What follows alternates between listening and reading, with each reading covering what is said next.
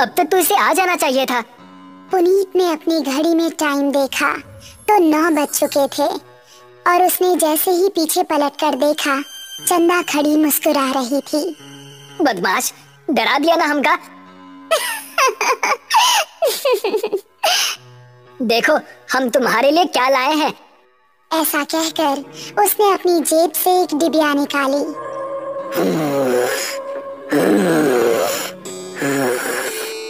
तभी उन दोनों को किसी के सांस लेने की भयानक आवाज सुनाई दी। कौन है? ठीक सामने बरगद के पेड़ के नीचे उनको किसी आदमी का अक्स नजर आया। कौन है? सामने आओ। ये सुनकर भी वो आदमी सामने नहीं आया और जोर जोर से सांस लेने लगा। अभी देखते हैं कौन ससुरा है। ये कहकर पुनीत उसके पास जाने लगा। जैसे ही पुनीत उसके पास पहुंचा, उसने भी 2 कदम आगे बढ़ाकर पुनीत का गला पकड़ लिया। उसको देखकर पुनीत और चंदा दोनों का दिल दहल गया। उस आदमी की गर्दन कटी हुई थी और थोड़ी सी खाल में अटकी लटक रही थी। चंदा चिल्लाई और गांव की तरफ ऐसी भागी कि उसने पलटकर नहीं देखा।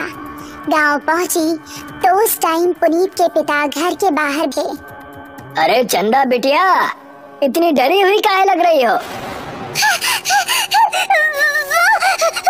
वो पुनीत! चंदा ने हंसते हुए उनको पूरी कहानी सुनाई। पुनीत के पिता ने अपने साथ कुछ आदमियों को लिया और चंदा उन सभी को लेकर उसी जगह पर पहुंच गई। यही जगह थी वो जहां उसने पुनीत को पकड़ा था। उन लोगों ने इधर उधर नजरें घुमाई तो कोई आसपास नजर नहीं आया। तभी चंदा की गर्दन पर ऊपर से कुछ टपका। उसने हाथ लगाकर देखा तो वो खून था। पेड़ की डाली के ऊपर पुनीत की बिना गर्दन की लाश टंगी हुई थी और उससे खून टपक टपक कर नीचे गिर रहा था।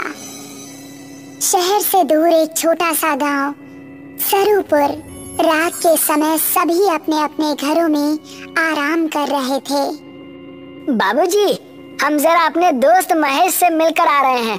उसकी तबीयत जरा ठीक नहीं है ना? ठीक है, लेकिन जल्दी आना। जी बाबूजी। ऐसा कहकर वो खुश होता हुआ घर से निकल गया। आज तो सारे दोस्त मिलकर मस्त पार्टी करेंगे, मजा आ जाएगा। जंगल का रास्ता पकड़ लेता हूँ, जल्दी पहुँच जाऊंगा।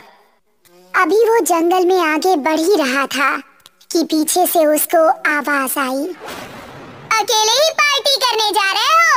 हमका साथ लेकर नहीं चलना है क्या? अरे अर्पणा और दिव्या, तुम दोनों क्यों हर बार हमारे पीछे पड़ जाती हो? हमका साथ लेकर चलते हो कि बोले अभी तुम्हारे बाबूजी से?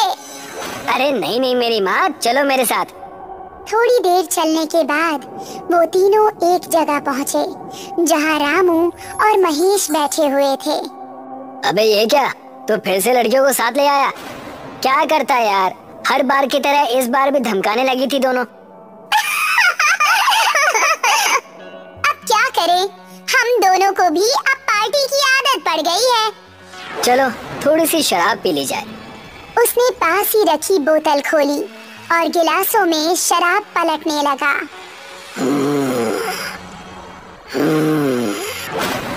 तभी उनको किसी के सांस लेने की आवाज सुनाई दी। उन्होंने देखा तो पांचों के रोंगटे खड़े हो गए। सामने से कठमुंडू चलता हुआ आ रहा था।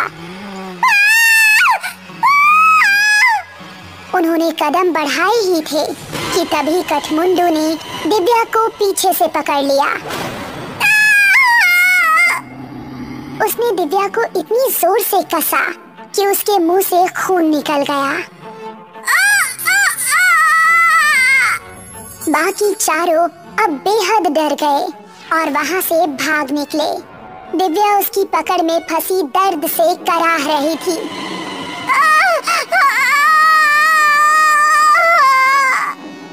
उसने दिव्या को जमीन पर धक्का दिया और उसके ऊपर आ गया।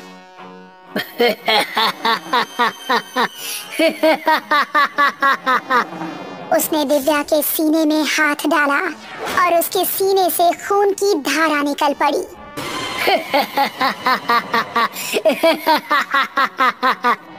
बाकी चारों इतना डर चुके थे कि उनको खबर भी नहीं थी कि वो किस दिशा में भाग रहे हैं। वो काफी देर तक भागते रहे। अब अपर्णा की हालत खराब हो चुकी थी। वो आ जाएगा, रुकने का समय नहीं है। ऐसे कब तक भागते रहेंगे? हम जा कहाँ रहे हैं, कोई बताएगा? हम रास्ता भूल चुके हैं, हमें नहीं पता कि गांव किस तरफ है। क्या कह रहे हो तुम? फिर तो हम सबका बचना नामुमकिन है। तभी पेड़ के ऊपर से एक हाथ आया और उसने महेश का गला पकड़ लिया। ये हाथ कठमुंडू का ही था। राकेश ने महेश का पैर पकड़कर उसे बचाना चाहा, लेकिन कठमुंडू ने उसको पूरी तरह से ऊपर खींच लिया और वो तीनों चिल्लाते हुए वहाँ से भाग निकले।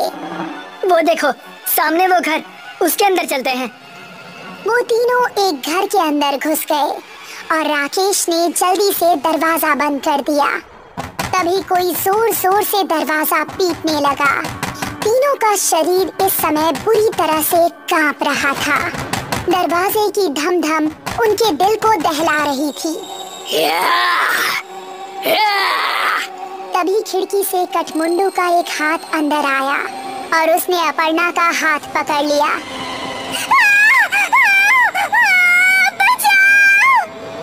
अगर ये यहाँ है तो दरवाजे पर कौन है?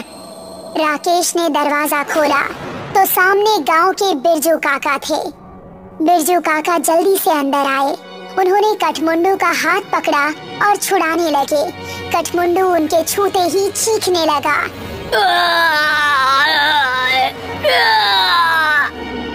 वो चीखता चिल्लाता हुआ वहाँ से भाग गया।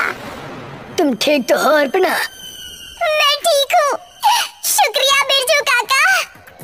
तुम लोग यहाँ करने क्या आए थे, वो भी इस समय? हमसे गलती हो गई बिरजू काका, लेकिन ये कौन है और आपको देखते ही वो भाग कैसे गया? ये कठमुंडू है। ये सुनकर वो तीनों एक दूसरे का मुंह देखने लगे। बहुत सालों पहले हमारे गांव में एक डाकू पल्लव सिंह का बड़ा खौफ था। गांव में एक बूढ़ी औरत रहती थी जिसका एक ही बेटा था। उसने धूमधाम से अपने बेटे की शादी की। शादी के अगले ही दिन डाकू पल्लव सिंह ने हमला बोल दिया। उसने पति और पत्नी दोनों को मार डाला और सारे गहने लूट लिए। अपने बेटे और बहू को मरता देख बुढ़िया तड़प उठी। पल्लव सिंह, जिस सोने के लिए तूने मेरा परिवार उजाड़ दिया, यही सोना तेरे लिए अभिशाप बन जाएगा।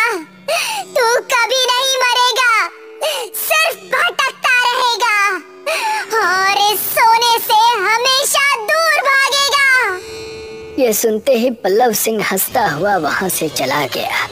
कुछ दिन बाद पल्लव सिंह के ही एक आदमी ने उस पर हमला कर दिया। वो उसकी जगह सरदार बनना चाहता था, लेकिन पल्लव सिंह तलवार के हमले से भी नहीं मरा। उसकी गर्दन आधी ही कटी और थोड़ी सी खाल में अटक कर रह गई। उसने अपने सभी साथियों को मार गिराया। उसने अपने उंगलियों में जितनी भी सोने की अंगूठियां पहनी थी वो गर्म होने लगी और उसके हाथ जलने लगे। बुढ़िया का श्राप अब शुरू हो गया था। उसने सभी अंगूठियां उतार फेंकी और जंगल में भाग गया। तब से अब तक वो जंगल में ही रहता है। मेरे छूने से वो इसलिए भाग गया क्योंकि मेरे हाथ में ये सोने का कड़ा है। ये कहानी सुनकर वो तीनों हैरान रह गए। चलो यहाँ से निकलो, वो फिर से आ सकता है। बिरजू काका को रास्ता पता था, इसलिए वो तीनों उनके पीछे पीछे जा रहे थे। जब वो जंगल की सरहद पर आ पहुँचे थे, तभी कठमुंडू वहाँ आ गया। उसने अपर्णा का पैर पकड़ लिया।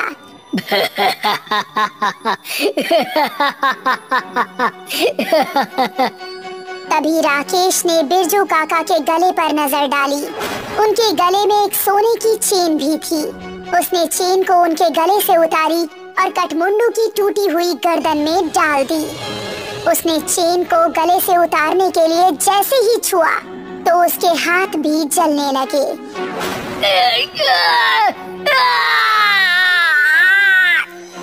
वो वहां से भाग निकला। उसके बाद वो चारों गांव के अंदर ही जाकर रुके। जब उनको देख गांव वाले इकट्ठा हुए तो उन्होंने सबको अपने साथ बीती हुई घटना सुनाई। वो दिन था और आज का दिन है। गांव के सभी लोग हमेशा अपने साथ सोने की कोई ना कोई चीज जरूर रखते हैं और अभी भी उनको जंगल में कहीं ना कहीं कठमुंडू नजर आता ही रहता है।